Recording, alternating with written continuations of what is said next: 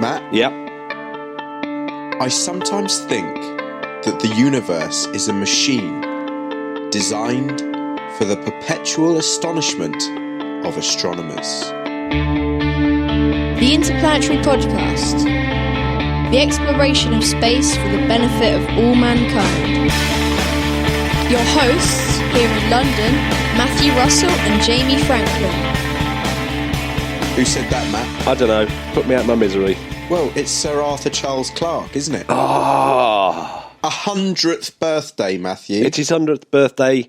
As this show goes out, it will be his 100th birthday today. Can you believe that? Unbelievable. December the 16th. The legend that is Arthur C. Clarke. The prophet of the space age. That sounded so prog. That is definitely an album, isn't it? Definitely. Prophet of the Space Age. Very Apparently, good. Incredible scenes. Elon Musk hopes to make a profit from the space age. Good, Matt. Good. Thanks. Everyone just ignore Matt. Oh, Yeah? it's award-winning comedy. I'll just point out. Really is. I It really is. I won best funniest person in the office yesterday. Did you? Yeah. Out of how many people? I was about 20 people in there. Oh, blimey. Yeah, and I also make award-winning tea, apparently. Award-winning tea. And award-winning messiest desk, which I should imagine is easier to believe. That's quite the three, yeah, I definitely That's believe the that big one. three. Talking of big three, Yeah. so Arthur C. Clarke, he was known as part of the big three of science fiction. Who were? Do you know who they were? Well, you're probably talking Robert Heinlein, aren't you? What is Robert Heinlein's most famous, or Heinlein? What's his most famous book? I don't know, Matt, tell me. Again, I have no idea how to pronounce his surname. It's another one here where we you go. sort of look at it going, well, I've seen it loads of times, but I've no idea how to pronounce it. Now I'm having Yeah. to do it on a show. He wrote Starship Troopers. No way. Yeah. And Stranger in a Strange Land. So Whoa. two literally sci-fi classics. Absolute classics, yeah. And the other of the big three, of course, is probably the most famous of the three, actually, is Isaac Asimov. But yeah, those three were the big three science fiction writers. They were. But the reason why, obviously, we have a special affinity to Arthur C. Clarke, or Sir Arthur C. Clarke, is because he, the British Interplanetary Society has Arthur C. Clarke House in Vauxhall. Absolutely. And he was, at several times, the chairman of the British Interplanetary Society, twice. Yes. 46 to 47 and 51 to 53. But he had actually joined the society when he was a teenager, back in 1934. This is before 34. anyone talked about space travel. So this was pretty, the British Interplanetary Society often are regarded as the people who invented the spacecraft. Jeez. Yeah, geez, Louise. 1934. Yeah. That was a while ago, Matt. That's when he joined. So he was very young when he joined the society. But he's done lots of things other than write, like, amazing science fiction. Of course, what's his most famous work? It's definitely, Matt, 2001. Easy, isn't it? 2001, A Space Odyssey. But that was based on his The Sentinel. Classic. Which he wrote way back in 1948. And he wrote it for a BBC competition, but it was rejected. But it really is the kind of framework for all his great science fiction, i.e. that whole idea of being faced with a alien technology that's so advanced that it just seems almost unimaginable and seems like magic to the person looking at it. Yeah. And so it's always about mankind coming up against these kind of superior alien intelligences. So he popularised, in some ways, the concept of space travel from the 50s onwards. That's pretty cool. And then then for some reason he became a scuba diver, where he discovered the underwater ruins of the ancient Kunaswaram temple in Sri Really? Lanka. Yeah. My God. So he's pretty cool. And of course he was one of the commentators on CBS for the Apollo 11 moon landings. That's how big a name he was. Yeah. And That's amazing. I mean, in some ways, Arthur C. Clarke is to the British Interplanetary Society as Carl Sagan is to the Planetary Society in America. Yeah, completely agree. I wonder if we can find the audio of that commentary. Oh, yeah, it's out there. Yeah, it's out there. In fact... We should try and put that up. Because when we talked about Astronaut of the Week, Shepard, he was also on it with Arthur C. Clarke, yeah. Ah, okay. So I believe I posted a picture as on the as part of the photos for that particular episode. Quite cool. I believe you did. Yeah. He was not, as a lot of people say, the originator of the concept of geostationary satellites.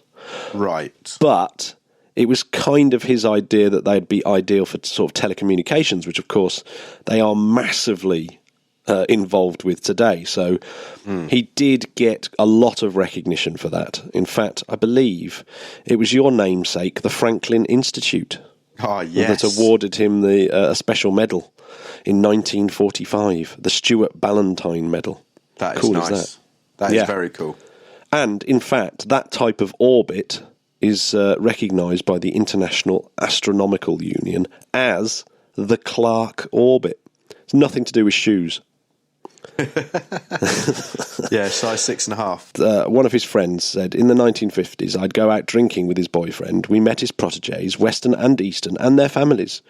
People who had only the most generous praise for his kindness. Self-absorbed he might be, and a teetotaler, but an impeccable gent through and through. See, imagine being a gay man in the 1950s. Well, I think that's one of the reasons why he moved to Sri Lanka. Yeah, probably. Well, I mean, imagine being a gay man in certain parts of America today, or certain parts of or worse, other parts of the world. Yeah, Gotcha. Yeah. So yes, Rendezvous with Rama. We've talked about that a lot on the last few shows because, of course, of the Oumuamua asteroid that's entered the solar system, which really is very, very similar to the whole Rama story. And in fact, I remember on the first episode that we mentioned this, you said, "What about all the alien nuts? Haven't they gone mental about this?" And recently, the alien thing has really picked up some what a surprise. Headwind.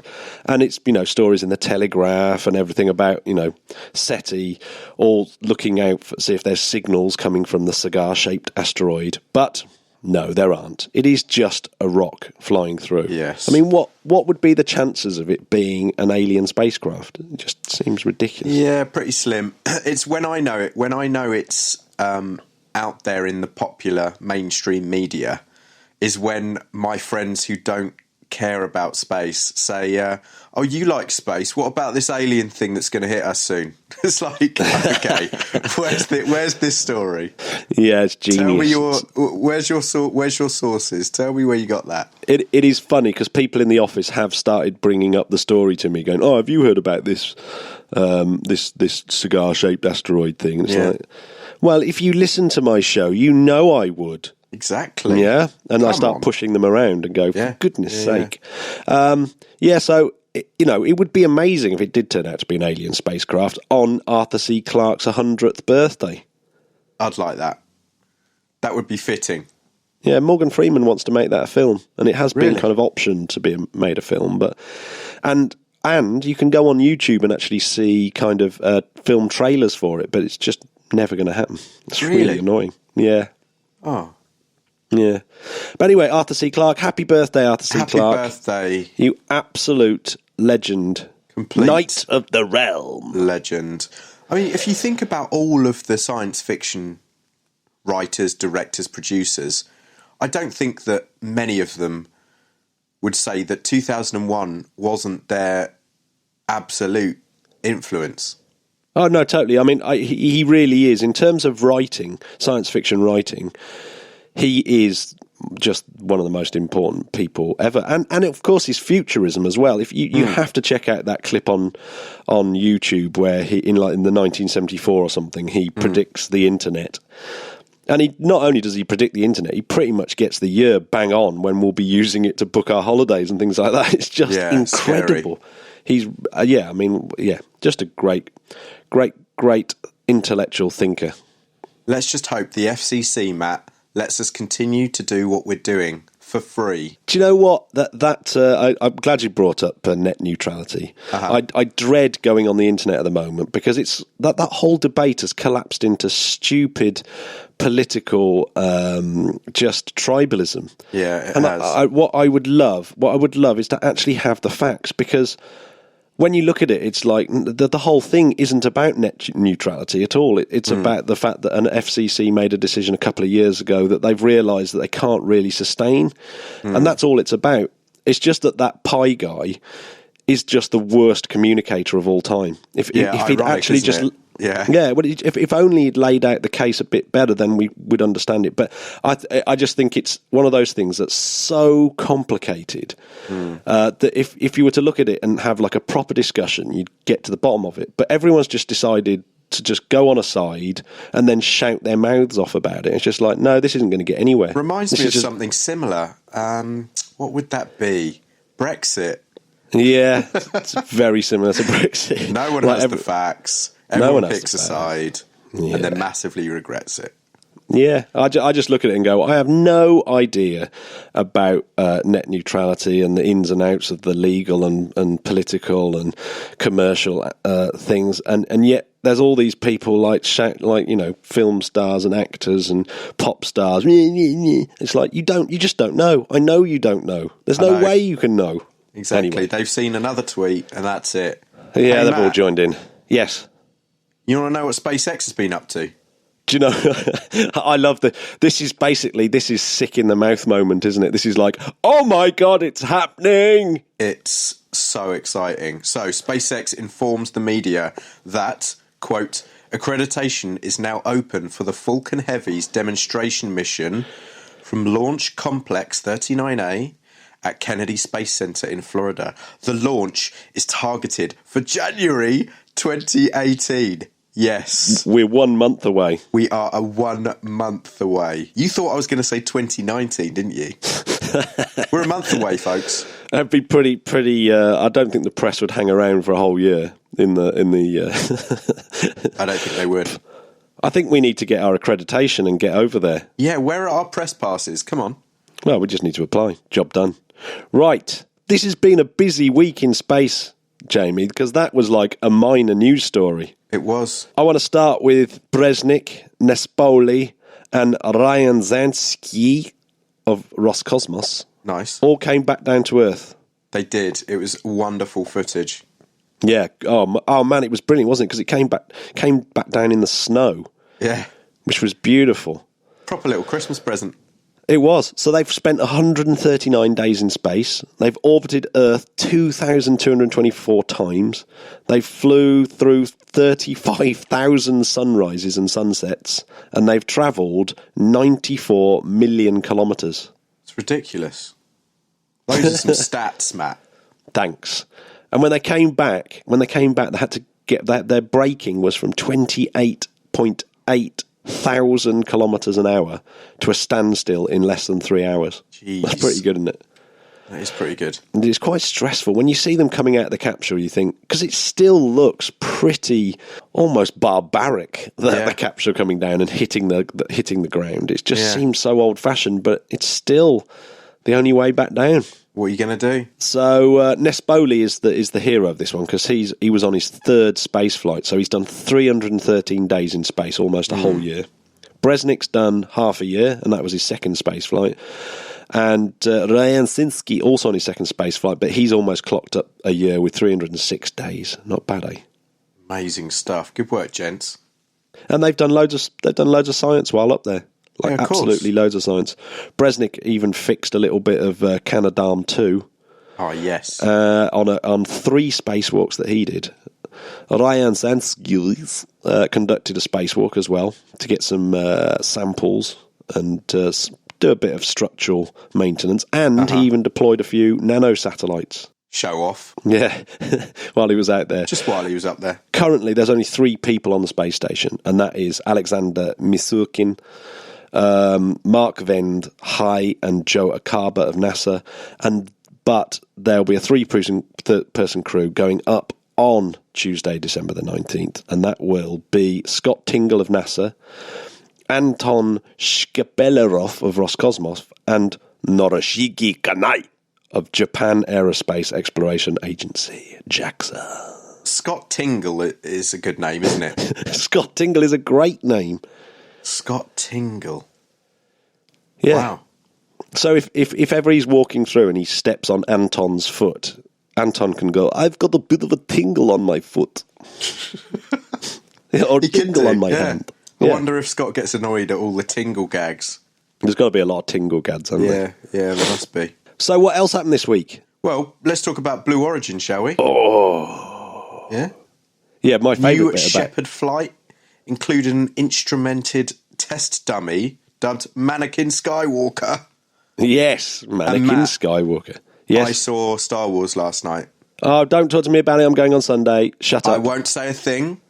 Just letting you know that I saw it. Don't even tell me if it's good or bad. Not going to say a thing. Thank you. Thank you very much. You're getting a peep out of me. Shall we do a review next week? Yeah, let's do it. Yeah, let's do it. No spoilers, though, still. No spoilers.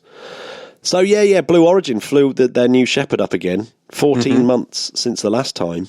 And this time it's got a much bigger windows, the biggest windows ever in space, according to like Blue Origin. Trump would say. Yeah. I have the biggest windows. Believe We'll get me. on to Trump in a minute, which is I saw a brilliant article on that. I hope no one ever has to say that in real life. No. Oof. It went up, and this morning I watched the video from Mannequin Skywalker's perspective out the window. I watched the video because I saw you post it up. How cool is it? It was really cool. Yeah, although, I'm thinking about the cost of how much that's going to be. 10 minutes, and it's a little bit... And I'm thinking, is it enough for the amount of money they're going to charge? I mean, it's really cool. It's a lot of money. But I kind of feel as though I've done it now with that YouTube video. I mean, can't you just stay up there a bit longer? Yeah, or even a bit higher. Because it's like it barely reaches space. In fact, it actually got to 99.27 kilometres, which by my reckoning is 0.6 kilometres short of space. Oh, you'd be annoyed, wouldn't you, if you'd paid all that money and you came down? Yeah, you didn't even get your space. And you had some couple of smart asses like us say, well, actually, you haven't really been to space, though, have you? I don't think you technically went into space. Wow. But the good thing about that flight is there was a lot of experiments on board. So there was, there was like T-cell experiments that were from the Embry-Riddle Aeronautical University and microgravity experiments about tumour growth. And NanoRacks have got lots of stuff on there and working with universities with things like medical technology for managing collapsed lungs in microgravity and stuff like that. So, wow. Is that your collapsed lung there? Yeah, it was. That was my collapsed lung. It's horrible. So I really like this, actually. So the Bob Smith, the CEO of Blue Origin, this is what he said, Bob Smith. You couldn't make that up, could you? Well, you could make it up. It would almost be like the Bob generic Smith. Name. Yeah. Today's flight of New Shepard was a tremendous success. It marks the inaugural flight of our next-generation crew capsule as we continue step-by-step progress in our test flight program. Congratulations to the entire Blue Origin team on a job well done, and to our payload customers that gathered important data on the suborbital environment. Gradatim ferociter. Why did he end with that? Oh, that's brilliant. Well, I bet he wrote that out and then thought, should I? But Gradatim ferociter is the motto of Blue Origin. Oh, do you know what? I didn't know that. Okay, so it's Latin for step-by-step, ferociously. Yeah, and Jeff Bezos explained that as, if you're building a flying vehicle, you can't cut any corners. If you do, it's going to be just an illusion that it's going to make it faster. You have to do it step by step. But you do want to do it ferociously. It's weird. You sounded a little bit like Nanny McPhee there. Yeah, well, Jeff Bezos famously sounds like Nanny McPhee. Oh, good work. Thanks. On another impressive impression. Well done, Jeff Bezos. That looks exciting anyway. Good work, Jeff. Yeah, well, in the meantime, Trump signs Space Policy Directive-1. Is this the only good thing he's ever done? Well, do you know what? I was looking at this and I really did think, this is brilliant. Yeah, we're going back to the moon. He's signed it into paper. Yeah. But There is a brilliant critique of it by a guy called Stephen Aftergood, who works on Secrecy News. Uh-huh. And he's basically, he holds the government to account all the time. So he goes through all public literature and government policies and sort of disseminates them. And this is what he had to say about this. So he said, President Donald Trump is sending astronauts back to the moon, enthused NASA Public Affairs in a news release. But the directive itself does no such thing. Instead, it makes modest editorial adjustments to the 2010 National Space Policy that President Obama adopted in the Presidential Decision Directive number 4. So this is all that's changed. So Obama's policy had stated, set far-reaching exploration milestones by 2025, begin crewed missions beyond the moon, including sending humans to an asteroid. By the mid-2030s, send humans to orbit Mars and return them safely to Earth. And all Trump has done is edit that and say, lead an innovative and sustainable program of exploration with commercial and international partners to enable human expansion across the solar system and to bring back to Earth new knowledge and opportunities. Beginning with missions beyond a low Earth orbit, the United States will lead the return of humans to the moon for long-term exploration and utilisation, followed by human missions to Mars and other destinations. So there's a little bit in there, but still, it's only an amendment. Is it like when he says that he tweets every other day that the stock market is at a record high? Yeah, and that he's created loads of jobs. And then what I love is that always the first reply is, thanks, Obama.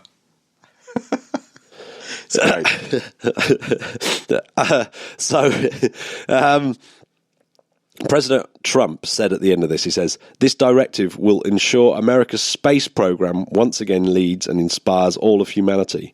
But it doesn't allocate any new resources, and it just modifies the existing authorities and current legislative proposals. It doesn't even do that. So it does nothing, essentially. But the weird thing is, he left in all the global climate change research and climate monitoring part of the original Obama paper. It's really bizarre. Yeah. I wonder if he even knew that. I doubt he knew that. Yeah, he just didn't read it. He just thought, well, what will look good? Well, I'll just sign this bit of paper and pretend we're sending people back to the moon. The Emperor's new clothes, Matt. Now, I saw a lot of people moaning about NASA this week. Oh, yeah? Because NASA recently have got into this groove of... and saying that they're going to announce something amazing, and it always looks like it's going to be about aliens, and they've discovered aliens, and it never is that, of course. And this week it was something they have discovered, a new planet in the Kepler 90 system, and they've done that using Google's AI research. So Google's AI machine learning algorithm has taken another look at Kepler's data and found another planet in that system, and they're calling it Kepler 90I, and it sits in between Kepler 90c and Kepler 90d. Which makes it now joint most amount of planets in a star system joint with our own solar system. Whoa. Yeah. That's pretty cool, isn't it? And it's actually pretty close. It's only 2,500 light years away. Is that all? Yeah. Should we go there later? I don't see why not. But that's quite interesting. So AI is helping the hunt for exoplanets. That's amazing. Remember Sally Ride? Remember our astronaut of the week, Sally Ride? Yeah. The first American woman to fly into space. She is going to be on a stamp next year. The United States Postal Service have announced, so that's quite cool. That is very nice. Good one. Well, you've done well in life if you get on a stamp. Yeah, big time. So there was a few launch things this week. Rocketlab still haven't managed to launch their Electron rocket yet, as we announced last week. They keep aborting it at the last second, but it might be tonight. Or this afternoon. So I hope so. It'll be absolutely awesome. Same with SpaceX. They've got their resupply mission up to the space station, and that's keep slipping back, but that might go up today as well. However, the Europeans have had no such delays and have managed to get the four Galileo satellites up, which has almost finished the entire GPS constellation, which is pretty exciting. Well, Matt, as Europeans, we're showing the world what to do. No, exactly. And actually, the Chinese managed a Long March 3B as well with an Algerian comm satellite. Do you like how I said we? And I've had very little to do with the launch. We have, though, Jamie. We've been because of our space advocacy, we're allowing, ESA to be able to carry on doing the good work. Award-winning space advocacy. Yeah, award-winning space advocacy. Yeah. Have you got the latest iPhone, by the way? Not the latest one, I'm afraid, no. Although, do you know what? For the first time in years, I actually am considering throwing my iPhone down a big well and getting Google Pixar. Is it Pixar or Pixel? Pixel. I think it's Pixel, isn't it? The iPhone that I've got now, it just seemingly wants to just die all the time. And I've changed the phone. I got a new phone. It's not my network. I've gone to Apple 3 times. Websites keep freezing. It's almost as if, Matt, like planned obsolescence. Yeah, they're trying to make me buy the new phone. But the new phone and the Google Pixel, I believe, contain the chips that read the Galileo GPS signals. Really? So there we go. Well, I'd like that.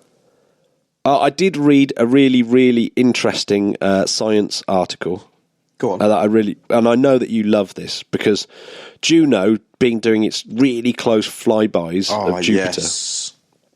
And it's really, really interesting, this one. So as it flies in, it really does skim the cloud tops of Jupiter. It only goes like 3,500 kilometres away from the top of the clouds. I love that.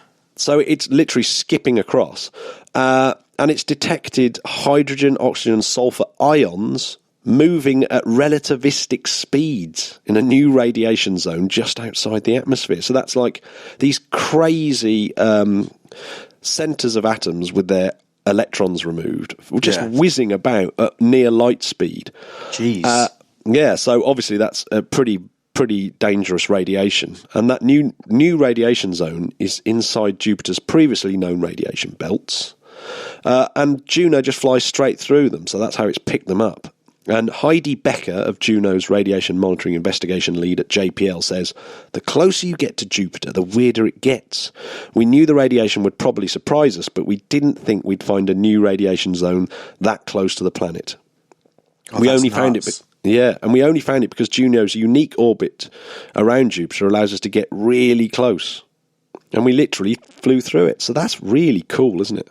That is very cool. One of my favourite pictures in my house ever, Matt, is of Europa going past the red storm, the red dot. Amazing. Yeah. Well, actually, that was Voyager, wasn't it, that took that picture, and it's incredible. But they've used the wind data from the Voyager flybys to animate some of the Juno public webcam images, so that you can see the Juno pictures of the red spot actually rotating. So they've used wind data from that very picture that you have up in your house. Incredible. Yeah, it's absolutely awesome. Wow. So, yeah. Gotta love Juno. So the other day I went to the window with my kids, and do you know why I went to the window with my kids? Go on. So I could be in the picture that the Kepler Space Telescope took as it turned back and took a picture of the Earth. Ah, check it out. Yeah, so it did a bit of a Carl Sagan manoeuvre, turned around, took a picture of the Earth, and I made sure that me and the kids were by the window so that we were in the shot. Amazing. Captured forever. I want to be able to zoom in and see your lovely faces. That's brilliant. Jamie, we're almost at the end of this lovely programme. We are, aren't we? Yeah. Do you want to tell us the space? Do you want to tell us the space fact? Snotty selves off to get some lemsip. Yeah, indeed. Do you want to tell us a space fact? Would I ever? Are you ready for this? Yeah, go on. If we had a really nice telescope and we discovered a massive, perfectly aligned mirror floating in space 24 light years away, then we could see the Apollo landings happening in real time. What are the chances of finding this mirror, do you think? I like the wording really nice telescope.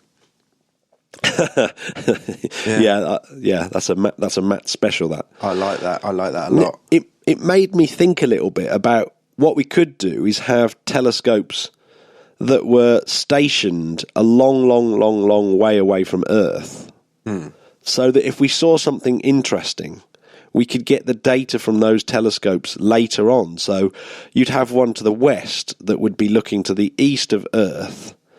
And then if someone picked up a supernova but didn't quite get the telescopes round in time, then you could get that telescope round in time, because it would take a few more hours for the light to reach that. But then I realised, how could you tell that telescope to manoeuvre unless you were doing it in faster than light communication? I realised my whole plan was flawed. Well, that's your homework, listeners. Go away and figure out how we can do that. Yeah. And maybe, these like really weird mirrors could be really cool. But then the more I think about it, the more I realise that I'm just not making any sense. You're a mentalist and you need to just get some sleep. But yeah, if we did discover a massive mirror floating out in space, we could learn a lot about the Earth. Why don't we just put one up there, Matt? Because by the time it gets there, we could only see what we had seen already. It's very annoying. Oh. But it could solve a lot of arguments. Imagine if we put a massive mirror at the other side of the solar system, and then someone said, "Oh yeah, you did this." And you said, "No, I didn't." And then you go quickly over to the telescope and watch yourself doing what you did or what you didn't do. You say, "Look, the Earth isn't flat," and they'd say, "Yeah, but that's photoshopped in the mirror." Oh Fake man! News. Well, that Jeff Bezos flight proved that the Earth was flat, as far as I can tell. Matt, you're going to be promoted in the Flat Earth Society. Yes, definitely. And did you see Dragon? Did you see all the alien spacecraft flying around outside as well? I didn't see any. No. Oh, well, you obviously weren't looking properly. Oh, there were clearly things flying around out there. Really? Yeah. Okay. It's the Interplanetary Podcast. Putting the A's back dans l'espacial. So, yeah, there we go. Beautiful stuff. Well, thanks again for listening. Sorry we're a bit bunged up, but, 'tis the season. Yeah, we are snotty today, aren't we? And, get yourself over to iTunes. You know the drill. 5 stars. You know it by now. Good reviews. Subscribe. Everything else. And keep sending in Subscribe emails. yourself. I did read an email that told me to watch the Electron launch, so I stayed up for 2 hours until about 3 o'clock in the morning, and then it didn't happen. Which was, in some ways, I didn't enjoy that email in the end, but I still enjoyed the email, so thank you very much for that. Absolutely, thank you very much. Hey, Matt, it's Christmas coming up. Yeah. What would be the perfect Christmas present that someone could get from our website? I think you could definitely go and buy your best friend an Interplanetary Podcast mug. That's my favourite bit of the merch. Are you serious? Or you could get Interplanetary Podcast T-shirts, Interplanetary Podcast wall clock. You can fill your boots. That's clocks. And iPhone covers and stuff like that. It's just genius. That is stocking filler heaven. So, just saying, if you're stuck for ideas, what's the website, Matt? The website is www.interplanetary.org.uk/ and then I think it's merch. But just go to the website and just click on the merch. Just go to the website. You'll find it. You're smart people. Do it. All right, Matt, it's been a pleasure. Listeners, thank you. And we'll see you next week. See you soon. Au revoir. Bye. Bye-bye.